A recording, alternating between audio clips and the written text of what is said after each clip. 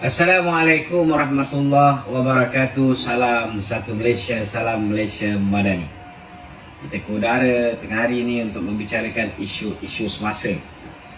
Kita buat awal hari ini sebab panas tuan-tuan. Isu bila mana adik kepada Datuk Seri Zahid Hamidi, Hakim Hamidi, tiba-tiba mengumumkan menyertai PAS. Banyak tanya saya cakap apa nak pelik. Presiden PAS pun, tuan-tuan, Presiden PAS pun masuk UMNO. Saudara, ini hanya setakat adik kepada Presiden UMNO masuk PAS. Tak ada apa yang nak dipelikkan, tuan-tuan. Tak ada apa yang nak dipelikkan. Di dalam politik pada hari ini tidak ada perkara yang kekal dan juga mustahil. Pelbagai perkara boleh jadi. Ini bukan satu perkara yang mengejutkan bila suatu terjadi dalam politik. Bagi saya ianya normal. Kita semua sudah tahu politik ni bukanlah agama. Ia adalah satu ideologi dan pembawakan satu aliran perjuangan seorang individu ataupun kumpulan individu.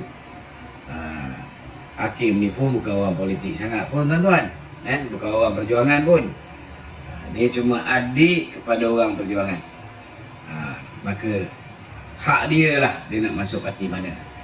Seorang ahli falsafah Yunani yang terkenal iaitu Aristotle pernah mengatakan bahawa man is by nature a political animal, atau dalam bahasa Melayu bermaksud manusia secara semula jadi adalah haiwan politik. Haiwan politik. Janganlah tafsirkan saya kata manusia ni haiwan, kan. Political animal ni macam satu perumpamaan lah, tuan-tuan. Ahli politik ni political animal. Perumpamaan ni adalah gambaran kasar bahawa politik itu mempunyai lingkungan yang sukar dikawal jika ia tidak dipandu dengan baik. Sebab itulah saya katakan tadi, politik bukanlah agama. Politik digunakan untuk sesuatu agenda yang tersurat dan tersirat sehingga ada istilah the end justify the mean, ataupun matlamat menghalalkan cara. Mesti ada sebab lah kenapa hakim ni frustrated. Saya pun boleh agak lah, kan. Mungkin dia minta tolong dengan abang dia, kan, tapi tak dapat. Saya pun ada juga adik-adik saya ni pun boleh tahan juga kadang-kadang, tuan-tuan. Tak boleh, kita nak kawal adik-beradik kita ni tak boleh. Cuma bagi saya, Alhamdulillah. Alhamdulillah kenapa? Kerana ini jelas menunjukkan bahawa Presiden UMNO tidak menyalahgunakan kedudukan dia untuk kayakan adik-beradik dia. Ini satu benda yang sangat positif. Bila mana adik dia frustrated, join PAS, kan. Saya rasa tak lama lah ni, tuan-tuan. Kalau Datuk Zahid pujuk ke apa benda, mungkin dia patah balik. Kita lihat saja PAS, saudara, sebagai contoh, menggunakan agama untuk kepentingan politik. Ini bukan rekaan. Sejarah menunjukkan perkara ini berlaku. Sebagai contoh, peristiwa Mamali 1985. Dia mengkafirkan ahli parti lain. Dia baca kunut nazilah kepada seteru politik baru-baru ni. Dan macam-macam lagi yang dia buat. Masuk PAS umpama masuk Islam. Keluar PAS dianggap sebagai keluar Islam. Undi PAS masuk syurga. Undi BN, PH masuk neraka. Ini semua ajaran sesat. Dalam banyak-banyak perkara yang diungkapkan oleh Muhyiddin Yassin, yang ini saja yang betul, tuan-tuan. PAS parti ajaran sesat. Sebab itulah di dalam politik pada hari ini, sama ada di dalam ataupun di luar negara, tiada satu pun parti boleh claim bahawa parti mereka adalah satu-satunya parti yang perfect atau yang terpaling memperjuangkan Islam. Berbalik pada isu adik Datuk Seri Zahid ni, yang baru-baru ni menyertai PAS, saya anggap ia sebagai satu perkara yang normal dan tidak ada apa yang mengejutkan. Ia juga terjadi kepada individu atau pemimpin lain di negara ni. Pelik juga tengok gelagat yang dipertua PAS Bagan Datuk ni, Misbahul Munir. Kawan lama saya jugalah ni. Dia jadi syok, pelik tuan-tuan bila adik Presiden UMNO sertai PAS. Siap kata ini satu sejarah bagi PAS. Saya nak bagi tahu dengan Misbahul Munir ni, sejarah besar dah lama berlaku dalam PAS ni. Bekas timbalan Presiden PAS, YB Mat Sabu dan Nasaruddin Mat Isa. Dua orang ni dah keluar PAS dah. Jangan lupa tu, itu lagi sejarah. Timbalan Presiden, ini setakat adik Presiden, tak ada jawatan pun dalam parti. Bekas ahli Majlis Syura Ulama PAS, Khairuddin Aman Takiri, ataupun At-Takiri,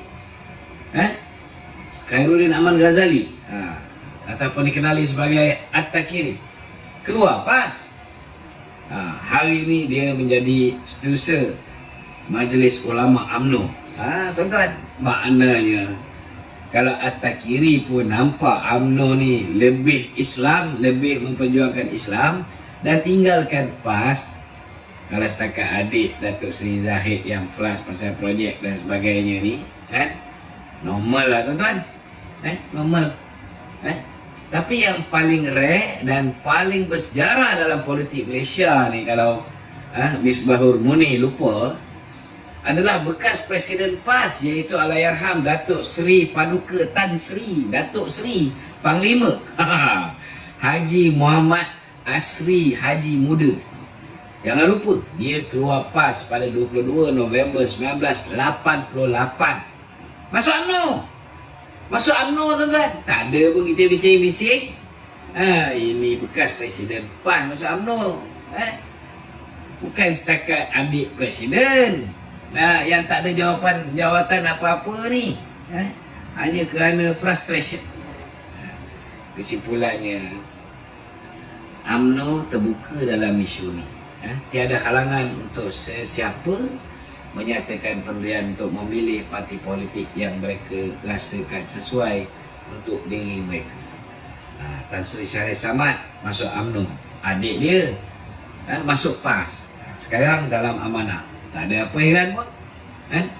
Tun Mahathir, Datuk Seri Anwar Ibrahim, Muhyiddin Yassin juga bekas pemimpin besar dalam UMNO dan sekarang memilih jalan politik masing-masing. Tak ada heran pun. Tak ada masalah.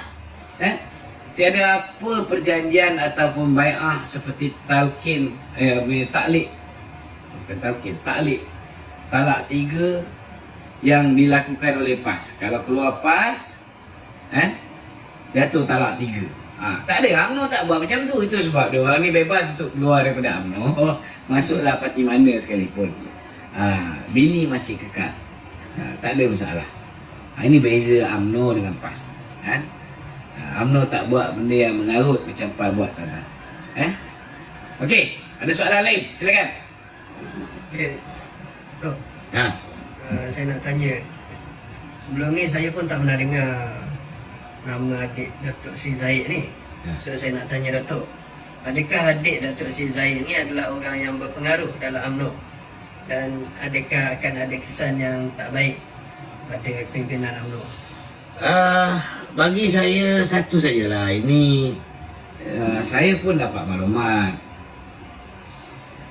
Ada satu perjumpaan geng-geng profesional. Geng-geng profesional PAS ni, dia orang dah nak keluar PAS.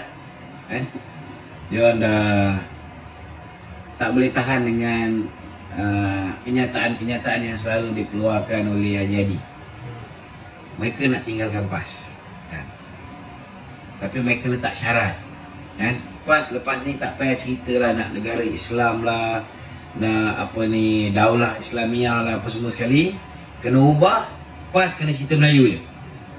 Maknanya Haji Hadi pun lepas ni kena cerita Melayu je. Untuk Melayu. Itu yang dia orang ni duk main cerita Melayu terancam. Dia orang dah tak cerita saya lepas ni. Profesional muda PAS tak mau cerita Melayu terancam, Islam terancam, tak ada. So untuk bawa agenda Melayu dengan harapan dapat tarik penghuni-penghuni Melayu menyokong PAS, ini yang dia orang tengah buat ni. Operation dia orang ubah. Pemimpin PAS lepas ni tak cerita pasal Islam, dia cerita pasal Melayu. Dan Haji Hadi kena ikut. kalau tak nak dia orang ni keluar daripada PAS ramai-ramai. Dan antara usaha yang dia orang buat ialah dia orang akan tarik orang-orang UMNO ni untuk menyertai PAS. Ini salah satu usaha lah. Dia tarik adik Dato' Zahid, dia tahu orang ni ada frustration, ada kecewa. Saya pun ada dengar juga apa ni, kawan-kawan yang rapat dengan Hakim ni, dia frust, abang dia tak tolong lah apa semua sekali. Bagi saya memanglah tindakan Hakim ni menjejaskan nama baik keluarga, menjejaskan nama baik abang dia kan. Tapi kalau orang guna otak yang waras, berfikir secara rasional, baguslah Dato' Zahid ni. Betul. Kurang-kurang dia tak buat perangai macam Azmin Ali. Betul tak? Dia tak buat perangai macam Din Pago, yang jaga toke apa? Toke kelam rambut kat Pago tu. Bagi projek Jana Wibawa. Kan? Kurang-kurang Dato' Zahid ni tak buat perangai bagi lesen apa nama? Minyak masak pada anak dia. Saya tak cakap siapa kan, tapi kalau ada yang terasa pedas, siapa suruh makan cili? Betul tak? Setidak-tidaknya Presiden UMNO ni jauh lebih baik lah, sehingga kan adik dia pun kecewa. Biasalah tu kan. Orang-orang politik pun minta tolong juga dengan Dato' Zahid, bukan semua dapat ditunaikan. Kena cari jalan lah. Kalau nak berniaga, buat cara orang berniaga. Berniaga tu bukan semua orang politik boleh tolong. Kalau orang politik tolong buka jalan pun, kita tak ada cari jalan, channel berbaik dengan orang bawah, kaki tangan kerajaan dan sebagainya, tak jalan juga kan.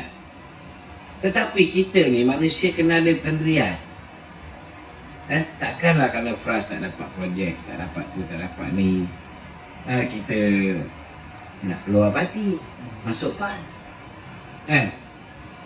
Masuklah tu parti yang parah kan. Parti yang bak kata Haji apa ni, Nurdin Yassin, parti ajaran sesat kan. So bagi saya bagus jugalah. Setidak-tidaknya orang tahu bahawa Dato' Zahid tak salah guna kuasa. Okey? Ada lagi? Datuk, bolehkah Datuk ulas sedikit berkenaan isu-isu parlimen lah, laporan Ketua Audit Negara mengenai penyata kewangan kerajaan Persekutuan tahun 2023? Ya, ada komen Hanif Fit. Ya Assalamualaikum Hanif. Assalamualaikum Datuk. Waalaikumsalam. Ya Hanif. Saya nak tanya, soalan, dua soalan. Okey. Ada tadi soalan apa? Ya. Kelantan dia orang buat KB Central, tapi dia orang memberi projek dekat syarikat Cina. Cina luar negara. Betul. Nampak Datuk isu. Bila time kapal Cina landing kat Malaysia, dia orang bukan main lagi. Entak kita. Bukan main lagi. Tapi bila time dia orang pergi ke berjumpa dengan kedutaan China, boleh pula. Hamzah pergi jumpa, boleh pula. Muhammad Faisal pergi jumpa, boleh pula. Dia orang hantar rombongan pergi ke negeri China, boleh pula kan. Tapi bila kita buat, kita dituduh komunis dan sebagainya. Hari ni telah terbongkar pula. Menteri Besar Kelantan bagi projek. Projek apa tadi tu? KB Mall. KB Central. KB Central. KB Central. Projek KB Central. Pemberian projek KB Central ini diberikan dengan syarat syarikat tu perlu melantik CCCC, China Construction,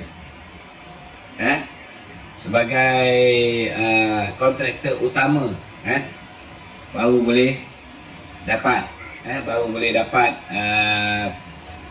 projek tersebut. Time dia semua boleh, time kita semua tak boleh. Inilah realiti PAS dan juga Perikatan Nasional. Ada soalan kedua ni? Soalan kedua, Taqiyuddin dengan Hasan Karim mengkritik kerajaan isu menggunakan sosma kepada ahli JSB. Adakah Datuk macam mana pendapat Datuk bab sosma ni? Pada pandangan saya, dulu kita ada apa yang dipanggil sebagai emergency ordinance, ordinance darurat. Dulu kalau kita tangkap orang yang seludup senjata, biasa bos dia ni tangkap dia memang tak ada senjata di tangan. Kita pakai ordinance darurat. Dulu kita tangkap orang yang apa dipanggil, yang mengedar dadah, tokan besar. Biasa tangkap dia orang ni tak ada dadah di tangan. Kita guna ordinance darurat. Dulu orang yang mengancam keselamatan dalam negeri, kita tangkap di bawah ISA. Tapi sekarang ni ISA dan juga ordinance darurat dah tak ada. So kita gantikan dengan SOSMA. Okey. SOSMA ni nak tahan apa semua sekali, dia ada prosedur yang ketat, bukan longgar, boleh tangkap sesuka hati macam dulu ISA bawah Seksyen 73/1, seorang yang berpangkat DSP boleh tahan mana-mana manusia, boleh tahan 60 hari tanpa bicara. Dulu di bawah ISA, lepas 60 hari ni, di bawah Seksyen 8 pula, ISA boleh tahan seseorang tu 2 tahun tanpa bicara. Lepas 2 tahun, Menteri Dalam Negeri boleh sambung lagi 2 tahun. Boleh sambung lagi 2 tahun. Itu yang dipanggil ISA, ikut suka hati aku. Tapi sekarang ni kita gantikan dengan SOSMA. Ini dah zaman Datuk Seri Najib, ditukar jadi SOSMA. Kalau kes ni tak berat, kes ni tidak ada kesan kepada keselamatan negara, saya yakin pihak polis tidak akan gunakan SOSMA. Kalau misalnya pihak-pihak terbabit tak puas hati, dia boleh heret pihak polis pergi ke muka pengadilan. Jadi bagi saya, kita sebagai manusia ni, kita tak terlibat dalam proses siasatan yang dilakukan oleh pihak polis. Jadi lebih baik kita jangan campur tangan, dan jangan memandai-mandai. Jangan kita jatuh hukum lebih awal ke atas JSB, satu hal. Dan jangan kita menghukum pula pihak polis yang menjalankan siasatan ke atas JISB. Dalam bahasa yang lebih mudah untuk dipahami oleh manusia yang berakal dan tak ada akal, lebih baik korang diam dan biar pihak polis siasat dan buat yang terbaik untuk menjaga keamanan negara. Jangan kita kacau. Kalau perlu ditahan bawah SOSMA, gunakan SOSMA. Kalau perlu didakwa di mahkamah, dakwa di mahkamah. Okey? Okey, Nik. Terima kasih. Datuk ni, Tok Faizal Datuk, duk tunggang JSB ni tu. Datuk rasa macam mana? Dia kata kerajaan macam menaya, menzalimi Dia JSB. macam ni. Kita kena tahu bahawa Perikatan Nasional hari ini, mereka ni berada dalam keadaan sangat tertekan. Bos diorang, Muhyiddin tunggu masa nak masuk jail. Sekarang ni Azmin Ali pun siasatan dilakukan ke atas beliau, dah ada 3 safe house. Tunggu masa juga nak didakwa. Hamzah Zainuddin mungkin selamat sikit. Sebab minyak masak dia. Pakai nama anak dia saja. Kebanyakan daripada pemimpin-pemimpin Perikatan Nasional hari ini punggung panas, tuan-tuan. Sebab terlalu banyak kes.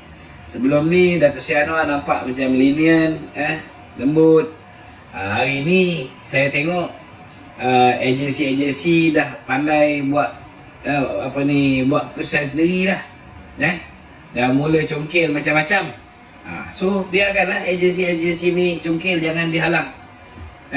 Biar mereka buat kerja secara bebas. Yang mana perlu disiasat, biar mereka siasat. Bagi saya lah, baguslah apa yang agensi macam SRM buat ni. So, bila dah panas punggung ni, mereka kena cari apa modal untuk memastikan parti dia ni hidup. Sebab parti dia ni dah tunggang langgang nak masuk longkang. Macam Muhyiddin duk kata kan. Parti dia dah tunggang langgang nak masuk longkang. Kawasan dia sendiri kat Nanggiri pun dia kalah. Apatah lagi bila mana kita punya majoriti di mahkota daripada 5,000 meningkat kepada 20,000 lebih. Naik 4 kali ganda. Lagilah panas punggung mereka. Jadi orang macam Tun Faisal, Cikgu Badut, Cikgu apa? Cikgu Abad Diji. Lagi? Siapa? Dan rakan-rakannya sewaktu dengannya, Syafiq Murtad. So mereka ni, kerja dia orang ni, dia cari je benda yang boleh dijadikan isu. Masa zaman dia orang menjadi kerajaan, Perikatan Nasional jadi kerajaan, mereka tak ada pun putuskan hubungan dengan China. Tapi hari ini kapal China datang kat Malaysia pun jadi isu. Dulu zaman dia orang jadi kerajaan dulu, zaman Mahathir jadi kerajaan, ada orang kata 1.2 juta orang pendatang daripada negeri China tak keluar. Hari ini diisukan, padahal tu zaman dia orang, zaman Mahathir. Macam-macam semua dia jadikan isu. Jadi kita kena cerdik. Kita kena cerdik. Lagi satu saya nak beritahu dengan orang UMNO, dengan orang Pakatan Harapan ni, dia ada satu lagi yang sudah perlahan-perlahan bertukar menjadi barua kepada Perikatan Nasional. Minta maaf cakap, saya cakap ni kasar sikit, tapi kalau perangai macam barua ni, memang saya baruakan dia. Sebab apa saya cakap macam tu? Hari ni ada di antara ahli UMNO, ahli PH, terutamanya yang Melayu ni, saya nak tegur sikit. Kalau dah dapat bahan tu daripada Perikatan Nasional, dah tahu dia orang ni terdesak, janganlah masuk ke dalam grup BN, grup PH ni. Jangan duk sebar bahan-bahan fitnah. Elakkan daripada menyebar bahan fitnah. Lepas tu ada yang terus main post saja dekat dalam media sosial, ataupun terus main post di dalam grup WhatsApp. Caption pun tak letak. Tapi ada juga di antara mereka ni letak caption, tolong bagi pencerahan. Tapi yang macam lahanatnya tuan-tuan, dia orang ni, semua grup dia hantar. Semua grup dia hantar, dia tanya pencerahan. Ini, nak beritahu, kita bukan bodoh tau. Tak boleh bezakan yang mana satu barua Perikatan Nasional, yang mana satu nak tanya untuk dapatkan pencerahan. Kalau nak tanya dapatkan pencerahan, hantar PM message tu direct pada saya. Kita jawab. Tapi kalau dah setiap grup kau hantar benda yang sama, propaganda PN, tiap-tiap hari duk hantar propaganda PN, bahan yang kita hasilkan korang tak pernah pun tolong. Nak viralkan korang takkan buat, nak tolong tekan share korang takkan buat. Setidak-tidaknya post, betul ke apa Lokman cakap ni? Itu pun korang tak nak buat, tapi kerja duk hantar hari-hari barang propaganda PN. Lepas tu kata aku setia pada PN, pada BN. Aku setia pada UMNO. Ni apa kejadahnya ni? Ini kita kena betulkan tuan-tuan. Mind setting orang UMNO, orang PH ni perlu dibetulkan. Hari ni kita dah duduk di dalam satu pasukan. Sepatutnya kita cari titik persamaan. Ini barang-barang kenyataan DAP dulu zaman PH memerintah di bawah pimpinan Tun Mahathir. Tuan-tuan pun tahulah Tun Mahathir macam mana. Yang itu dia sebarkan sekarang. Lepas tu dia salahkan kepimpinan DAP sekarang. Padahal zaman tu kepimpinan DAP kenyataan yang boleh menggores hati orang Melayu, menggores hati orang Islam. Banyak ada berbeza. Kita tak nafikanlah ada orang macam Rahmat Sami, geng DAP lama. Orang macam Tony Phua, orang macam tak kira lah satu dua nama yang sengaja nak sabotaj kepimpinan YB Anthony Long. Memang mereka akan keluar kenyataan ni. So kalau korang nak bedal pun, kau bedal je lah orang-orang yang keluar kenyataan ni. Jangan jadikan kenyataan dia orang tu kenyataan yang dikeluarkan oleh DAP. Tak sama. Kalau kenyataan tu dikeluarkan oleh Susah Agung DAP, macam Presiden DAP lah, Anthony Loke, yang itu kita boleh anggap sebagai kenyataan rasmi parti. ataupun ianya dikeluarkan oleh Institution Publicity DAP. Institution Publicity DAP ni umpama macam Susah Agung DAP lah, Steven Sim. Yang itu boleh dianggap sebagai kenyataan parti. Dalam UMNO pun sama juga. Dalam UMNO pun sama. Kalau ada orang keluar kenyataan, tahulah tuan-tuan, nak cari likers, nak naik-naikkan viewers, macam-macam orang hari ni. Semua nak buat, nak ikut trend yang dilakukan oleh Helmi Duyung. Tapi bukan semua orang boleh jadi Helmi Duyung, tuan-tuan. Helmi Duyung tu, dia buat tu, dia natural tau. Dia bukan buat-buat. Ini ada orang nak ikut, nak dapatkan likes dengan viewers sama dengan Helmi Duyung. Tapi keluar kenyataan-kenyataan, betul lah di kalangan orang Melayu, yang 70% dalam Facebook, TikTok dia tu ialah orang Perikatan Nasional. Memang dia akan sokong, kan? Tapi yang betul-betul dengan BN ni dalam 30% je. Ini kita kena faham. Jadi jangan sampai kerana nak dapatkan viewers tinggi, nak dapatkan kita punya likers tinggi, kita keluar kenyataan, rembat kerajaan, rembat sesama sendiri, dengan harapan kita dapat sokongan. Tapi realitinya sokongan itu hanya menyokong kita kerana kita belasah sesama sendiri. Bukan sokongan itu boleh ditransfer kepada vote untuk Barisan Nasional atau vote kepada Pakatan Harapan dalam pilihan yang akan datang. Yang ini kena bijaksana, kan? Ini kena bijaksana. Okey, ada soalan lain, Anip? Terima kasih, Dok. Okey, sama-sama. Assalamualaikum. Waalaikumsalam. Okey, sebelum saya bagi John Mat Isa, saya jawab dulu soalan tadi. Soalan daripada saudara Daniel tadi pasal laporan audit, tujuan kerajaan persekutuan membuat pinjaman, tambahan pula bila pinjaman itu dilihat dari jumlah pinjaman yang dibuat, besar pinjaman akan besarlah hutang negara. Dalam hal ini, Kementerian Kewangan hanya membuat pinjaman untuk membiayai defisit fiskal dan hutang yang matang bagi sentiasa memastikan ianya tidak meminjam secara berlebihan. Melalui consolidation ataupun konsolidasi fiskal secara tegas dan berperingkat, kerajaan berjaya mengekang peningkatan jumlah pinjaman bersih sekaligus mengurangkan pertumbuhan hutang. Jumlah pinjaman kerajaan persekutuan pada tahun 2023 sebenarnya berkurangan kepada 226.595 bilion. Turun berbanding dengan 230.949 bilion pada tahun 2022.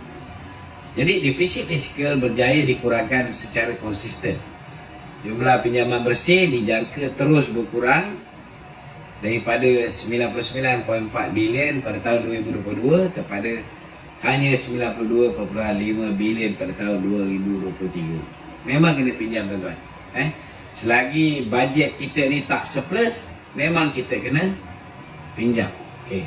Trend ni dijangka akan terus berkurangan sekitar 86 bilion pada tahun 2024. Dijangka akan turun lagi.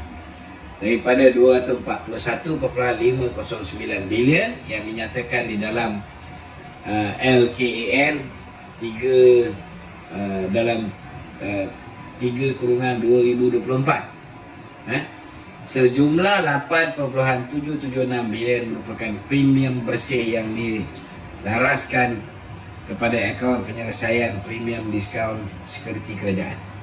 Sementara itu 6.138 bilion merupakan transaksi switch auction, iaitu kaedah yang diguna oleh kerajaan persekutuan sebagai strategi pengurusan hutang untuk mengurangkan risiko pembiayaan semula. Jadi kaedah ni, tuan-tuan, tidak akan meningkatkan jumlah pinjaman secara keseluruhan, memandangkan ia hanya melibatkan pertukaran kertas hutang dengan amount prinsipal yang sama di antara kerajaan dengan pemain pasaran. Mungkin orang ekonomi dia faham lah apa saya cakap ni. Kalau orang tak ekonomi ni masuk telinga kiri, keluar telinga kanan, dia takkan faham. Cuma nak beritahu berbanding dengan dulu, zaman pentadbiran Datuk Seri Anwar ni, dia cuba untuk kurangkan hutang daripada masa ke semasa. Okey, jom John Mak Isa. Silakan John. Hello, Assalamualaikum Datuk. Waalaikumsalam.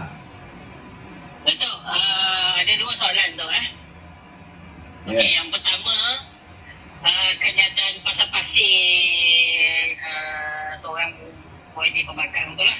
Okey. Kita tanyakan. Kes tu telah disuarakan oleh Cikgu Bat Niji sebelum ni pada 2016.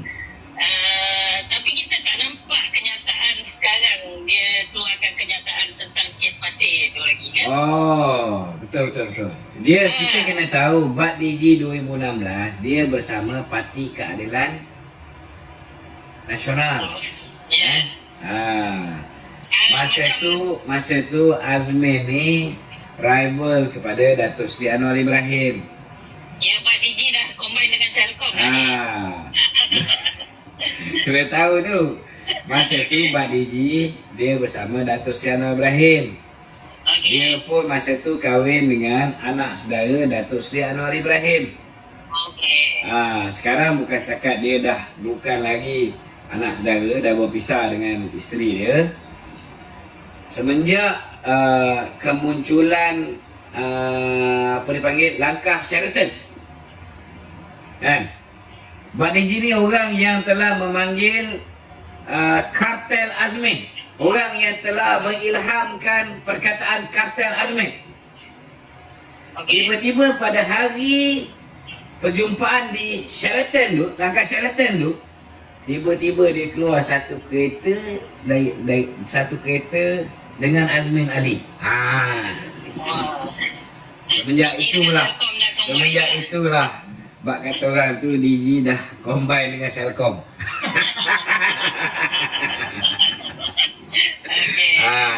Bukan setakat DG dah combine dengan Selcom. Kemaksiatan dah combine dengan Semburitan. So kita takkan dengar lah kenyataan terbaru dia tentang pasir tu ya? Tak ada lagi lah. Habis kuat pun dia makan pasir je lah. Okey, Tok, nombor 2 tu. Boleh tak kita kategorikan? Saya ada dengar Dr. Asri cakap perkataan kultus.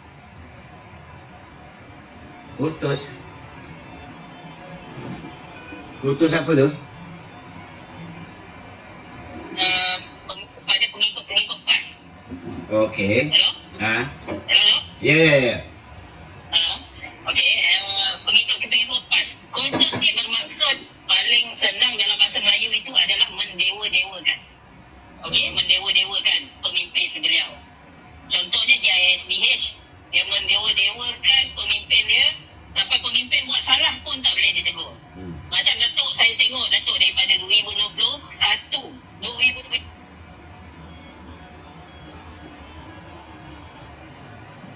pemimpin UMNO yang kata orang tu masa tu nak combine dengan penasihat Saka Grup 4 tu.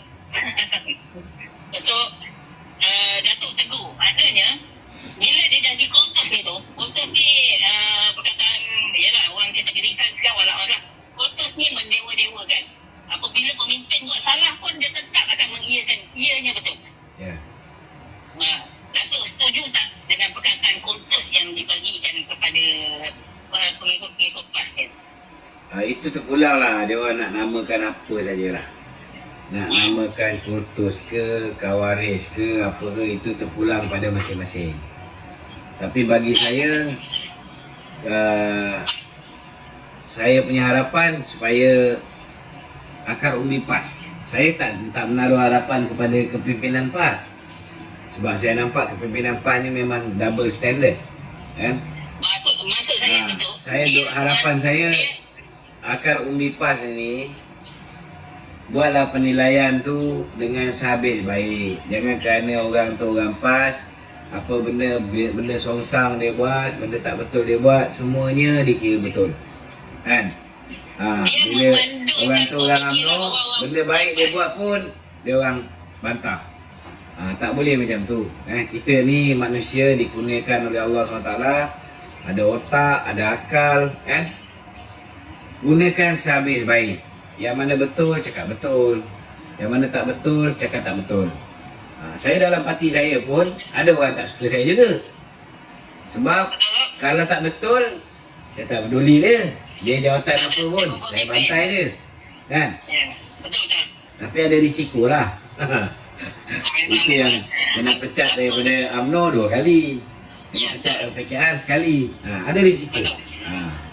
Bagi saya dia orang ni yalah, bila tak bagi akak Umbi bertanya, dia memandulkan pemikiran dia orang ni supaya wala. Tak boleh tanya apa kesalahan, apa semua, tak boleh nak tanya, tak boleh nak suarakan. Sedangkan pemimpin, saya tengok UMNO melahirkan, kata orang tu, orang yang berani bersuara. Contohnya masa zaman Khalifah Abu Bakar apa semua, dia orang bertanya, kenapa Abu Bakar, kenapa Osman, kenapa? So dia orang tak ada orang Abu Bakar kata kamu tak boleh tanya aku sebab aku ni pemimpin. Tak ada. Tapi dia orang boleh bertanya, boleh menegur. Tapi saya tengok PAS ni macam tak boleh tegur pemimpin dia orang. Tegur ya kena gantung, tegur ya kena pecat. Betul. Saya setujulah dengan pandangan John. Memang baru ni pun kita dapat surat Ketua Perangan PAS Negeri Perlis pun dia ambil tindakan. Ya, betul. Tak nampak pula penafian daripada Ketua Perangan PAS tu. Islam tak ajar kaedah ni tu. Sebenarnya Islam tak ajar kaedah ni. Tapi yalah, bagi saya setiap parti kena ada disiplin parti. Kalau apa yang dibangkitkan oleh Ketua Perangan PAS, dia menegur apa yang dilakukan oleh pemimpin-pemimpin PAS yang dah lari berperjuangan, sepatutnya teguran macam tu diterima secara terbuka, kan? Tapi kalau misalnya tindakan dia orang ni memang sengaja nak burukkan PAS, ini dia cakap dalam Perhimpunan Agung PAS ataupun Muktamar Tahunan PAS. Cuba bayangkan kalau UMNO ada jurucakap yang kritik presiden, kita terus pecat, kita terus gantung, dah pasti akan jadi isu besar, tuan-tuan. Tapi bila PAS yang buat benda tu, tak salah. Bila UMNO ambil tindakan pada Isyamuddin, contohnya, yang telah mempengaruhi 10 orang untuk bagi SD kepada Muhyiddin Yassin, kita gantung dia. Bukan main lagi dia orang marah. Kita kena faham bahawa setiap parti dia kena jaga disiplin. Tetapi kena tahu bezakan, sama ada itu teguran ke, perbezaan pandangan ke, ataupun itu terang-terang perbuatan menjadi gunting dalam lipatan ke, ataupun itu terang-terang satu usaha untuk mengkhianati parti ke. Kena bezakan. Tetapi bukan senang lah, bukan senang. Hari ni ada yang buat kerja untuk Perikatan Nasional, tapi dia nak tunjuk dia seolah-olah macam dia hero kepada UMNO, penyelamat UMNO. Padahal kerja dia setiap hari duk balun PM, kan? Duk balun apa ni, kerajaan perpaduan. Kita tunggu juga bila nak balun PM ni, bila nak balun PAS, bila nak balun bersatu. Tak dibalun-balun juga. Sebab kalau balun bersatu, balun PAS, kan, 70% geng PM yang duk support dekat media sosial, dekat TikTok, dekat Facebook, akan lari dan akan mula belasah dia. Drop dia punya live, drop dia punya likers, drop dia punya share. Orang PAS tak share lagi dah, orang bersatu dah tak share lagi dah. Yang itu yang dia takut, kan? Kemusnahan yang dibawa kepada parti, dia tak ambil kira. Betul. Yang ini kena betul, kan? Tapi saya salut lah Presiden tegur saudara Najazlan. Dia kata orang Kudus kata mohon maaf balik dan tarik balik apa dia punya cakap tu. Saya respect lah. Maknanya nampak lah macam kata orang tu teratur sikit tu. Kalau Nur Jazlan tu alhamdulillah lah, bila Presiden kata berhenti daripada usik PH ni, dia akur dan dia setuju kan. Tapi ada yang biadab kan, ada yang biadab boleh keluar kenyataan kata kalau tak nak kami usik, jangan usik kami. Bila masa pula orang usik dia kan. Masalah lah budak-budak tak matang ni problem tau. Takut dia tak tercalon nanti tu. Tu yang tu. Takut dia tak tercalon nanti. Macam ni aku hantar bertanding kat Kota Melaka baru dia tahu kan. Bila dia kat bertanding kawasan, dekat situ ada Melayu, ada India, ada Cina yang menjadi kuasa penentu siapa pemenang, baru dia akan tahu. Macam Datuk cakap lah, dia takut hilang viewers. Itu problemnya. Itu yang masalahnya. Gen Z tu, Gen Z. Kita ni national leader, kita kena tahu bahawa kita perlukan sokongan masyarakat berbilang bangsa. Kalaupun kawasan kita punya don tu hanya orang Melayu je, tak ramai Cina ke, umpamanya lah kan, kita tak boleh fikir tentang diri kita saja. Kita tak boleh fikir pasal politik kita saja. Dia kerajaan macam tu je tu. Dengan Melayu je dia boleh bentuk kerajaan. Itu problemnya. Kalau bentuk kerajaan Melayu, contohnya lah kan, bila Muhyiddin nak buat kerajaan Bumi Putera, dia berjaya curi 10 orang kita. Berapa orang je dia dapat? Dia dapat 115. Lepas dia tipu Abang Jo, kata BN nak menyokong Perikatan Nasional. Lepas dia suruh Syamuddin pergi tarik 10 orang, dia dapat 115. 114 pun tumbang. Kalau 115 tambah lagi 1, still kerajaan tu rapuh. Still bila-bila masa boleh guyup. Okey.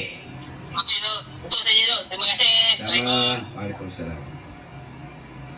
Okey. Kau ada tetamu, cuba kau cek.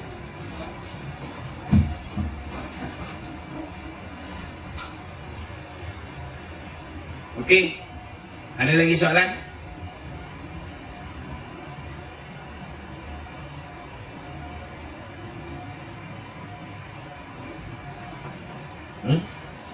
Okey, ni apa ni? Ada soalan lain? Sedikit last. Okey. Okey, sambung tadi Datuk. Walaupun kami berkaitan ekonomi, Datuk kena terang juga. Bagaimana Datuk lihat isu komitmen kewangan kerajaan yang meningkat kepada 285 bilion ini? Okey. Untuk makluman semua kesemua komitmen jaminan ini adalah komitmen hutang syarikat yang berkaitan kerajaan dan badan berkanun yang secara khususnya melaksanakan obligasi sosial terutamanya projek infrastruktur pengangkutan awam. Ini termasuklah terbitan pinjaman baru terutamanya oleh Malaysian Rail Link Sdn Bhd MRL, Dana Infra Nasional Berhad dan juga Prasarana Malaysia Berhad. Selain itu, ia adalah intervensi dasar kerajaan untuk menyokong dan membantu keuangan syarikat dan menyokong struktur sukuk urus harta jamaah Sdn Bhd UJSB, urus harta jamaah Sdn Bhd yang mempunyai kupon sifar di mana keuntungan akan dibayar pada akhir tempoh matang dan dipermodalkan setiap bulan, setiap tahun. Perlu dijelaskan bahawa peningkatan komitmen jaminan adalah untuk menampung 4 projek infrastruktur pengangkutan yang masih sedang berjalan, iaitu projek Mass Rapid Transit ataupun MRT, Light Rail Transit LRT 3, Lebuhraya Pem Borneo Sarawak dan juga Rail Hubungan Pantai Timur, ini ECRM. Di samping menampung kos operasi prasarana bagi menambah baik sistem jaringan pengangkutan negara. Peningkatan komitmen ini adalah untuk melaksanakan projek infrastruktur yang tidak dapat ditampung melalui belanja pembangunan serta tidak mengabaikan projek-projek sosial yang lain seperti pembinaan sekolah, hospital, jalan persekutuan, projek lebuh raya Borneo, Sabah yang disediakan di bawah belanja pembangunan. Kerajaan turut memastikan liability persekutuan terkawal melalui langkah-langkah seperti penetapan had nilai kuantiti yang perlu dipatuhi mengikut ketetapan Akta Kewangan Awam dan tanggungjawab fizikal tahun 2023 Akta 850.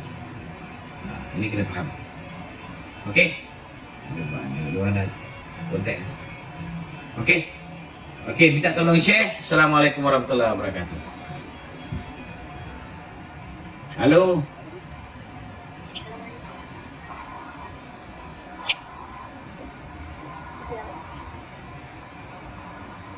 Halo. Masuk. Panggil.